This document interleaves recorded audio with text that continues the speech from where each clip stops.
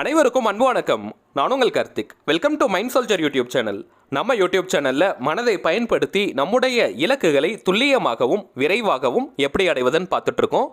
அந்த வகையில் இன்னைக்கு நம்ம பார்க்க போகிறது, நீங்கள் விரும்பும் நபர் நீங்கள் ஆசைப்பட்டது போல் அப்படியே நடக்க மிகவும் எளிமையான ஒரு லா ஆஃப் அட்ராக்ஷன் மெத்தட். சரிங்க, இந்த வீடியோக்குள்ளே போகிறதுக்கு முன்னாடி நம்ம சேனலை இப்போ தான் நீங்கள் ஃபர்ஸ்ட் டைம் பார்க்குறீங்கன்னா மறக்காமல் சப்ஸ்கிரைப் பண்ணிக்கோங்க. பக்கத்தில் இருக்க பெல் ஐக்கானையும் ப்ரெஸ் பண்ணிக்கோங்க. அப்போ தான் நான் அப்லோட் பண்ணுற எல்லா பயனுள்ள தகவல்களும் உடனடியாக உங்களுக்கு நோட்டிஃபிகேஷனில் வரும். இப்போ நம்ம பார்க்க போகிற இந்த லா ஆஃப் அட்ராக்ஷன் டெக்னிக்கை யாரெல்லாம் பயன்படுத்தலாம்னு பார்த்தீங்கன்னா, கணவன் மனைவி, காதலர்கள், நண்பர்கள், உடன் பிறந்தவர்கள்னு உங்களுக்கு அறிமுகமான நபர்கள் யாராக இருந்தாலுமே அவங்க கிட்ட நீங்கள் பயன்படுத்தலாம். ஆல்ரெடி நீங்கள் அந்த நபர்கிட்ட பேசி இருக்கணும், அவங்களுக்கும் உங்களை ஓரளவுக்கு தெரிஞ்சிருக்கணும், அந்த குறிப்பிட்ட நபரும் உங்ககிட்ட பேசியிருக்கணும், உங்களுடைய பெயரை சொன்னாலே அவங்களுக்கு தெரியணும். அந்த அளவுக்கு அறிமுகமான நபர்கள் கிட்ட இந்த டெக்னிக்கை நீங்கள் பயன்படுத்தலாம். காதலர்கள்னு வரும்பொழுது பிரேக்கப் லெவலில் இருக்கிறவங்க மற்றும் ஒன் சைட் லெவலில் இருக்கிறவங்களும் தாராளமாக பயன்படுத்தலாம். இப்போ நம்ம பார்க்க போகிறது ரொம்ப சுலபமான ஒரு ஸ்கிரிப்டிங் மெத்தட், அதாவது எழுதுகிற மெத்தட். லா ஆஃப் அட்ராக்ஷனுடைய ஒரு பார்ட் தான் இந்த ஸ்கிரிப்டிங். ஸோ இந்த மெத்தடுக்கு உங்களுக்கு தேவைப்படுறது எழுதுறதுக்கு ஒரு நோட் புக் மற்றும் பென். இந்த நோட் புக் பார்த்தீங்கன்னா ஃப்ரெஷ்ஷாக நீங்கள் கடையில் வாங்கிக்கோங்க. அப்படி இல்லைன்னா பேப்பரில் கூட நீங்கள் எழுதலாம்.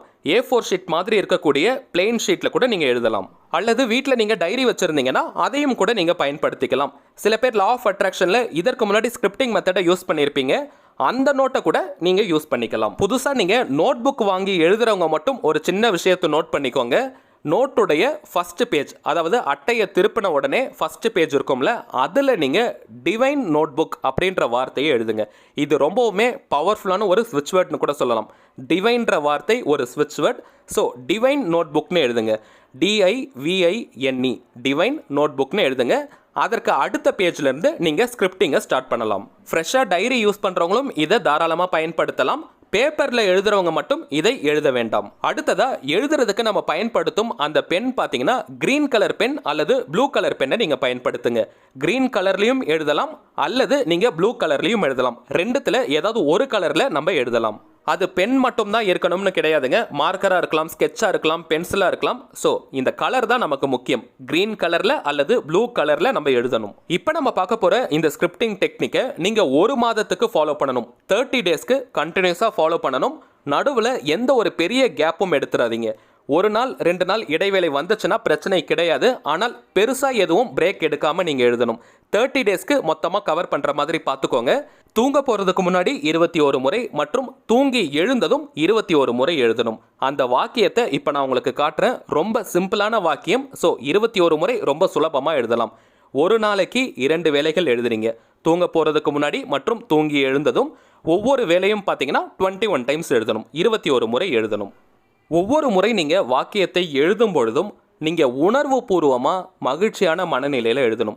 ஏன்னா நிறைய பேர் நீங்கள் பிரேக்கப் லெவலில் இருக்கலாம் அல்லது ஒன் சைட் லெவலில் இருக்கலாம், பிரிந்து வாழும் கணவன் மனைவி அல்லது பிரிந்து வாழும் உடன்பிறப்புகளாக இருக்கலாம்.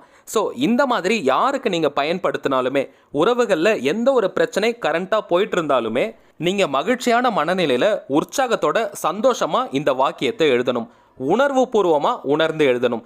எந்த ஒரு ஸ்கிரிப்டிங் மெத்தட் எடுத்துக்கிட்டாலுமே உணர்வு பூர்வமாக நீங்கள் எழுதும் பொழுது தான் அதற்கான பலன் கிடைக்கும். இதற்கான காரணம், இந்த உணர்வுகள் அதாவது ஃபீலிங்ஸ் பார்த்தீங்கன்னா உங்களுடைய ஆழ்மனதை, சப்கான்ஷியஸ் மைண்டை இம்ப்ரெஸ் செய்யக்கூடிய ரொம்பவுமே முக்கியமான விஷயம். நீங்கள் என்ன உணர்றீங்களோ அதுதான் உங்களுடைய ஆழ்மனம் எடுத்துக்கும். அது உண்மையாக இருந்தாலும் சரி, பொய்யாக இருந்தாலும் சரி. நீங்கள் பொய்யான ஒரு விஷயத்தை உண்மைன்னு நினச்சி ஃபீல் பண்ணாலும் அதை ஆழ்மனது எடுத்துட்டு உங்களுடைய வாழ்க்கையில் அந்த விஷயத்தை எக்ஸாக்டாக நடத்தி காட்டும். நிறைய பேர் பார்த்தீங்கன்னா வாழ்க்கையில் நடக்கக்கூடாத கெட்ட விஷயங்களை நினச்சி பயப்படுவாங்க. அதை உணர்வு பூர்வமாக ஃபீல் பண்ணிக்கிட்டே இருப்பாங்க. ஸோ அந்த விஷயம் அவங்களுடைய வாழ்க்கையில் நடந்துடும். அப்புறம் சொல்லுவாங்க, நான் பயந்த மாதிரியே நடந்துருச்சுன்னு. இதற்கான காரணம், எந்த அளவுக்கு நீங்கள் உணர்வு பூர்வமாக ஒரு விஷயத்தை நினைக்கிறீங்களோ, அது நடக்காத விஷயமாக கூட இருக்கலாம். அதை நீங்கள் உணர்வு பூர்வமாக திங்க் பண்ணிக்கிட்டே இருக்கும் பொழுது உங்களுடைய வாழ்க்கையில் அது நடந்துடும். இதற்கான காரணம், நம்முடைய உணர்வுகள், ஃபீலிங்ஸ் நம்முடைய ஆழ்மனதில் ரொம்ப ஆழமாக பதியும். அதனால தான் நான் ஒவ்வொரு லா ஆஃப் அட்ராக்ஷன் மெத்தடை சொல்லும் பொழுதும் உணர்வு பூர்வமாக அதை நீங்கள் செய்யணும்னு சொல்லுவேன். அட் ப்ரெசென்ட் எவ்வளவோ பிரச்சனைகள் உங்களுடைய ரிலேஷன்ஷிப்பில் போயிட்டு இருக்கலாம் மற்றும் உங்களுடைய வாழ்க்கையில் நடந்துட்டு இருக்கலாம். அதையெல்லாம் மறந்துட்டு உங்களுக்கு எந்த மாதிரியான வாழ்க்கை தேவை, உங்களுக்கு எந்த மாதிரியான ரிலேஷன்ஷிப் தேவைன்றதை டிசைட் பண்ணிட்டு அதற்கேற்ற மாதிரியான உணர்வு நிலைகளை, அந்த ஃபீலிங்ஸை நீங்க வெளிப்படுத்தும் பொழுது அந்த வாழ்க்கை உங்களுக்கு கட்டாயமாக கிடைக்கும். ஸோ இப்போ நம்ம பார்க்க போற இந்த ஸ்கிரிப்டிங் வாக்கியத்தையும் இப்போ நம்ம பார்த்த மாதிரியான மனநிலையில நீங்க எழுதுங்க, வெற்றி நிச்சயம். சரி, வாங்க அந்த ஸ்கிரிப்டிங்கை பார்க்கலாம். இப்போ நம்ம டிஸ்பிளேல கூட தெரியுது பாருங்க. நேம் அப்படி இருக்கிற இடத்துல நீங்க விரும்பும் அந்த குறிப்பிட்ட நபருடைய பெயரை எழுதணும்.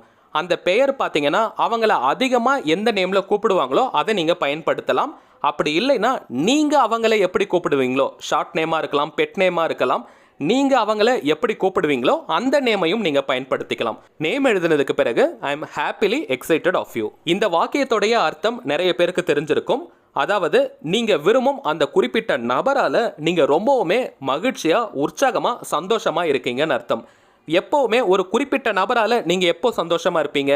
நீங்க விரும்புற மாதிரி அவங்க உங்ககிட்ட நடந்துக்கிட்டாதான் நீங்க ரொம்ப உற்சாகமாவீங்க, சந்தோஷமாவீங்க. ஸோ இந்த வாக்கியத்தை நீங்க தொடர்ந்து நான் சொன்ன மாதிரியே எழுதிட்டு வந்தீங்கன்னா நீங்க விரும்பும் அந்த குறிப்பிட்ட நபர் உங்களை ஆச்சரியப்படுத்துற அளவுக்கு நீங்க சொல்ற மாதிரியே, நீங்க நினைக்கிற மாதிரியே அவங்க உங்ககிட்ட நடந்துப்பாங்க.